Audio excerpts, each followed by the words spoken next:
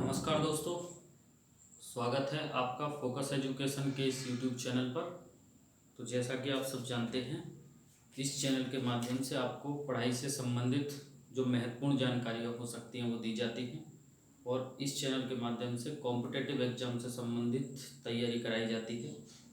तो जैसा कि आप सब जानते ही हैं कि हमारा पॉलिटी की श्रृंखला चल रही है और जो लोग चैनल पर नए हैं, सबसे पहले मैं उनको बता देता हूं कि इस चैनल पर इससे पहले विश्व भूगोल की पूरी श्रृंखला बाय स्टेप डाल दी गई है। उन्हें आप ज़रूर जाकर देखें, क्योंकि जब उन्हें आप देख लेंगे तो उस सब्जेक्ट में आपकी जो तैयारी है एक बहुत बड़े लेवल की और एक अच्छे स्तर की होगी, जैसा कि मुझे उम्मीद है। और जाकर आप एस्ट्रोनॉमी की श्रृंखला में भी वहाँ भी आप देख सकते हैं, वहाँ भी कुछ भूगोल के जो वीडियो क्लासेस हैं वो प्लेलिस्ट में डाल दी गई हैं। आज का जो हमारा टॉपिक है दोस्तों, जैसा कि हमारा प्रेसिडेंट ऑफ इंडिया चल रहा है, भारत का राष्ट्रपति चल रहा है, तो उस स्थिति को अगर हम देखें, आज का टॉपिक हम स्टार्ट करते हैं। अनुच्छेद 60 आर्टिकल 60 में क्या प्रावधान बताया गया है। तो देखिए, जैसा कि हमारा भारत का राष्ट्रपति चल रहा है कि आर्टिकल 60 में क्या है। अनुच्छेद 60 में भारत का जो राष्ट्रपति है उसकी शपथ बताई गई है कि वो शपथ किस तरीके से लेंगे। तो ध्यान से सुनना है कि आर्टिकल 60 में जो भारत के राष्ट्रपति जी हैं उनकी शपथ का प्रावधान है। और ये बात भी याद रखनी है कि भारत के राष्ट्रपति को जो शपथ दिलाते हैं वो उच्चतम न्यायालय के मुख्य न्यायाधीश दिलाते हैं। और ये भी बात आप अच्छी तरीके से याद रखेंगे, अगर किसी वजह से मान के चलिए मुख्य न्यायाधीश किसी काम में बिजी होने के कारण या कैसे भी अनुपस्थित हैं, तो उनकी अनुपस्थिति में भारत के राष्ट्रपति को जो शपथ दिलाएंगे वो उच्चतम न्यायालय के वरिष्ठ न्यायाधीश होंगे। कई बार स्टूडेंट इस तरीके के कमेंट कर पूछते हैं कि अगर वो भी किसी वजह से अनुपस्थित हों तब उस स्थिति में उनको शपथ कौन दिलाएंगे। तो मैं आपको बता दूं कि उनका कम से कम 10 का पैनल होता है वरिष्ठ का, तो उनमें से ही एक एक कर इस तरीके से शपथ दिलाते हैं।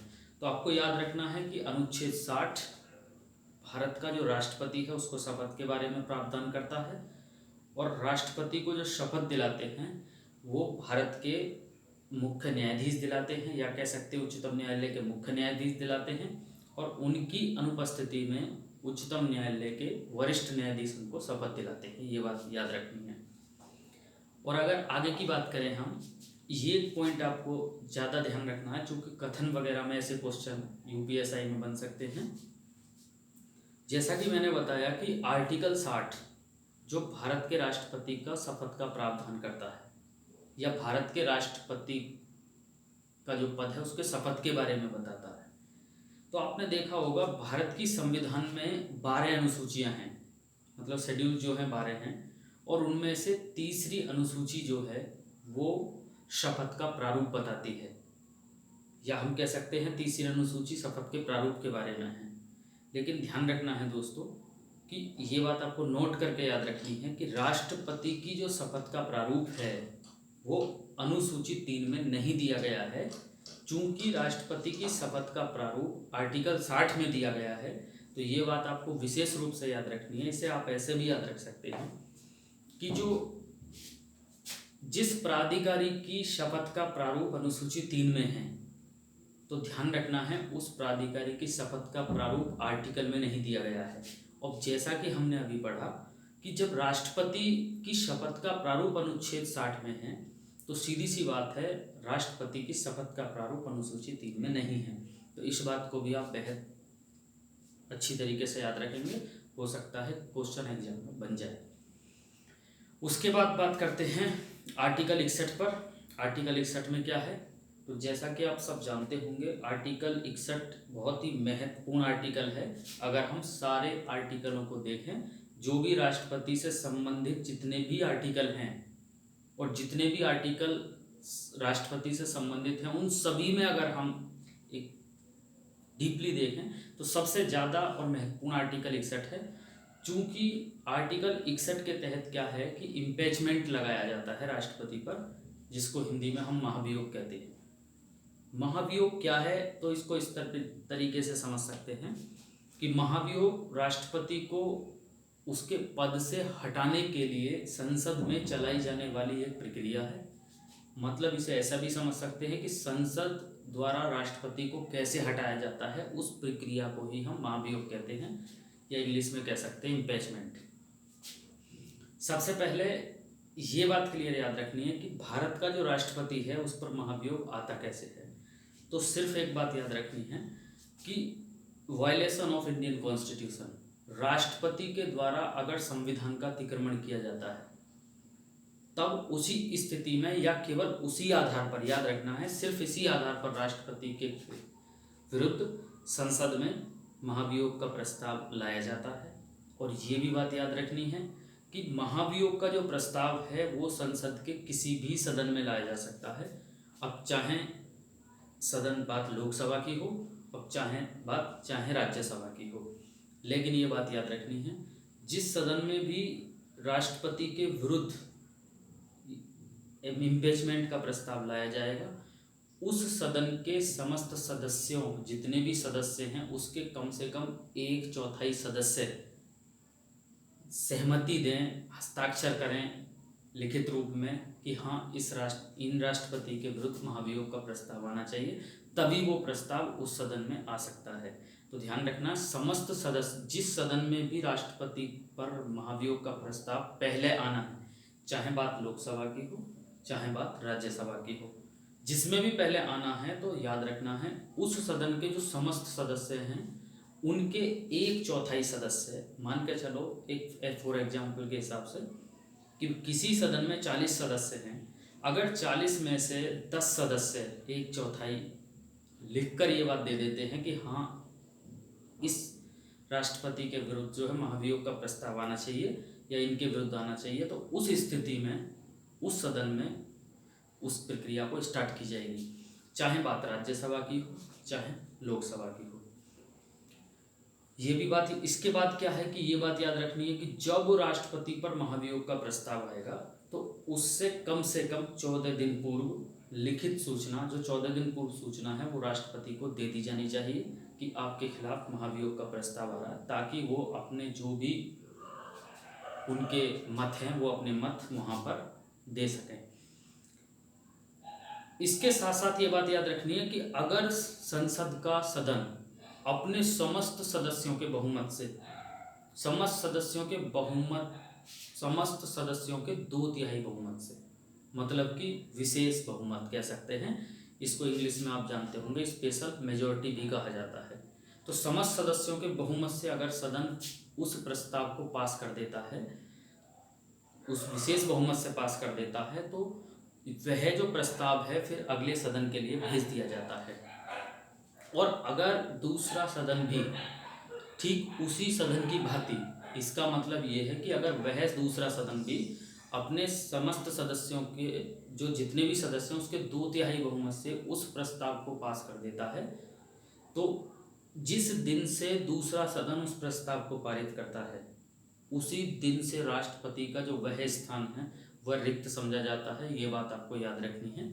तो ये स्टार्ट से लेकर और लास्ट तक की जो पूरी प्रोसेस है इसको ही हम महाभियोग कहते हैं, जिसका उल्लेख भारत के संविधान के आर्टिकल 61 में बिल्कुल साफ शब्दों में कहा गया है। ये बात याद रखनी है। और दूसरा दोस्तों ये भी याद रखना है, ये बात नोट याद रखनी है कि अभी तक किसी भी राष्ट्रपति के विरुद्ध महाभियोग का प्रस्ताव नहीं लाया गया है। भारत के संविधान में ऐसा भी बिल्कुल भी नहीं हुआ, ये बात याद रखनी है। प्रश्न कभी भी एग्जाम में बन सकता है। उसके बाद अगर हम बात करते हैं आर्टिकल 71 में क्या है, देखिए बहुत महत्वपूर्ण है कि इसमें राष्ट्रपति का चुनाव संबंधित विवाद आर्टिकल 71 में है। इसमें क्या है कि अगर राष्ट्रपति के चुनाव में कोई विवाद हो जाता है, मान के चलिए जो विपक्षी पार्टी हैं वो राष्ट्रपति के चुनाव में अगर विवाद की बात करती हैं, तो उस स्थिति में जो राष्ट्रपति का जो विवाद संबंधित मुद्दे हैं उनका जो निर्णय करता है वो उच्चतम न्यायालय करता है। ध्यान रखना है, कई बार प्रश्न पूछा जा सकता है। उच्चतम न्यायालय उसका निर्णय अंतिम होगा राष्ट्रपति के चुनाव संबंधित विवाद में। और ये भी बात याद रखनी है, किसी भी व्यक्ति का राष्ट्रपति के रूप में यदि उच्चतम न्यायालय बाद में अगर उच्चतम न्यायालय बाद में ये निर्णय करता है कि जो भी व्यक्ति राष्ट्रपति है उसके विरुद्ध, जिसके विरुद्ध वह चुनाव संबंधी विवाद आया है, और यदि उस व्यक्ति को उच्चतम न्यायालय अगर अवैध घोषित कर देता है, उस व्यक्ति के निर्वाचन को, ध्यान रखना, उस व्यक्ति के निर्वाचन को, किस व्यक्ति के, जो कि राष्ट्रपति के पद का उम्मीदवार था, अगर उसे सुप्रीम कोर्ट, अगर उसे उच्चतम न्यायालय उसका जो निर्वाचन है उसे अवैध घोषित कर देता है, तो ध्यान रखना है उस अवधि के बीच में, उससे पहले उसने जो भी कार्य किए हैं राष्ट्रपति के रूप में वो वैध माने जाएंगे। ध्यान रखना है, वो अवैध नहीं होंगे। कई बार इस प्रकार का कन्फ्यूजन हो सकता है, तो इसे भी जरा याद रखेंगे। कुल मिलाकर इतना याद रखना है कि इसको इस तरीके से याद रख सकते हैं कि अगर उच्चतम न्यायालय किसी व्यक्ति का राष्ट्रपति के पद के रूप में जो निर्वाचन है उसे अवैध घोषित कर देता है, तो उससे पहले जो उसने निर्णय दिया है, उससे पहले अगर राष्ट्रपति ने जो भी कार्य किए हैं राष्ट्रपति के रूप में, तो वो वैलिड माने जाएंगे, वैध माने जाएंगे, अवैध नहीं होंगे। तो ये बात भी आपको याद रखनी है। तो ये जो सारी प्रोसेस है वो अनुच्छेद 71 में कही गई है, इसे भी आप याद रखेंगे। उसके बाद बात करते हैं अध्यादेश की, जिसको अंग्रेजी में कहा जाता है ऑर्डिनेंस। सबसे पहले आप ये जान लें कि अध्यादेश होता क्या है। देखिए, अध्यादेश को हम अंग्रेजी में ऑर्डिनेंस कहते हैं, और अध्यादेश आप इस तरीके से समझ सकते हैं कि आप ये बात जानते होंगे कि भारत के संविधान में अगर कोई भी कानून बनता है तो वो संसद के द्वारा बनता है, संसद के दोनों सदनों के द्वारा बनता है, और बाद में राष्ट्रपति की अनुमति के बाद वह कानून बन जाता है, जिसे हम एक्ट भी कहते हैं। अध्यादेश कब लाया जाता है, तो सबसे पहले तो याद रखें, भारतीय संविधान का अनुच्छेद 123 साफ शब्दों में राष्ट्रपति को यह शक्ति देता है कि वह अध्यादेश जारी कर सकते हैं। लेकिन वो अध्यादेश जारी करते कब हैं, जब उनको यह विश्वास हो जाता है कि तुरंत कार्यवाही आवश्यक है किसी भी मुद्दे पर लेकर, और साथ के साथ याद रखना है जब संसद के सदन सत्र में ना हो। मतलब कि इसे ऐसा कह सकते हैं कि उस समय अगर संसद सत्र में ना हो, संसद के सत्र ना चल रहे हों, और उस समय सरकार पर कोई भी ऐसा तुरंत कार्यवाही का अगर कोई वर्क आ पड़ता है, तो उस स्थिति में अगर राष्ट्रपति को यह विश्वास हो जाता है कि तुरंत कार्यवाही आवश्यक है किसी मुद्दे पर लेकर, तो उस मुद्दे को लेकर राष्ट्रपति संविधान के अनुच्छेद 123 के तहत अध्यादेश जारी कर सकते हैं, और उस अध्यादेश का बल और प्रभाव, मतलब कि उसका जो पावर है वो वही होती है जो एक संसद के द्वारा बनाई गई एक अधिनियम और एक कानून की होती है, बिल्कुल उसकी वही पावर होती है। लेकिन याद रखना है, राष्ट्रपति के द्वारा जो जारी किया गया कोई भी अध्यादेश है वो मैक्सिमम 7, संसद जब भी बैठती है, जब भी आगे बैठती है संसद, या संसद का सत्र जब भी चलता है, तो उस संसद के सत्र के चलने के 6 सप्ताह तक वह अध्यादेश जारी रह सकता है। इसका मतलब ये है कि जैसे ही संसद बैठेगी, जब भी सत्र में बैठती है, जैसा कि आप जानते होंगे संसद के 2 सत्रों के बीच मिनिमम 6 माह से अधिक का अंतर नहीं हो सकता, तो जैसे ही संसद सत्र में अपने बैठती है, तो संसद के सदन उस अध्यादेश को यदि संसद का सदन अपने बहुमत से पास कर देते हैं, दोनों सदन पास कर देते हैं, और उसके बाद अगर वो पास कर देते हैं दोनों सदन, तो वो जो अध्यादेश था वो एक्ट बन जाएगा। राष्ट्रपति की अनुमति मिलने के बाद वो एक्ट बन जाएगा।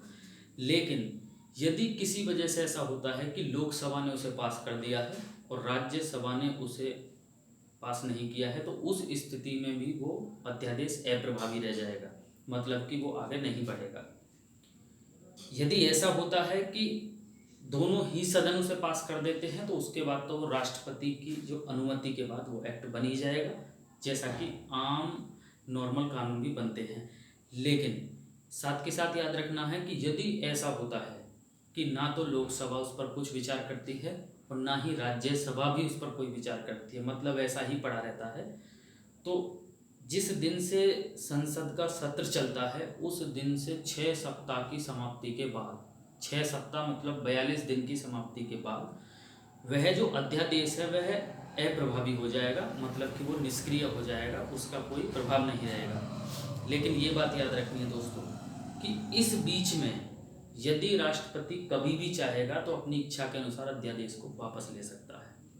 तो अध्यादेश हमेशा कह सकते हैं कि ये एक टेम्परेरी कानून है जो कि कुछ समय के लिए बनाया जाता है।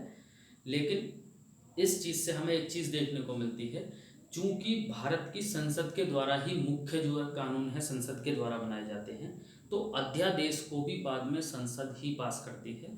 अगर संसद अध्यादेश को पास कर देती है, संसद के दोनों सदन अध्यादेश को पास कर देते हैं और उसके बाद राष्ट्रपति की अनुमति के बाद फिर वो कानून बन जाता है। वही अध्यादेश ऑर्डिनेंस बाद में जाकर एक्ट बन जाता है। तो कुल मिलाकर हमने देखा कि अध्यादेश को भी बाद में संसद की अनुमति की आवश्यकता पड़ती है। तो ये था आज का हमारा topic, the president of India, class number 3। इससे पहले अगर आपने 2 क्लास नहीं देखी हैं तो वो भी वहाँ पर डाल दी गई हैं, उन्हें आप देख सकते हैं। वीडियो को लाइक जरूर करें दोस्तों, जिससे कि यह वीडियो क्लास उन स्टूडेंट तक भी पहुँच सकें। कुछ क्षेत्र ऐसे होते हैं जहाँ पर कोचिंग दूर हैं, उन गाँवों से कोचिंग दूर हैं जहाँ पर स्टूडेंट कोचिंग करने नहीं जा सकते हैं, तो कम से कम उनके पास ये वीडियो क्लास पहुँच सकें और वो एक बेहतर स्टडी का जो है फ़ायदा उठा सकें। धन्यवाद।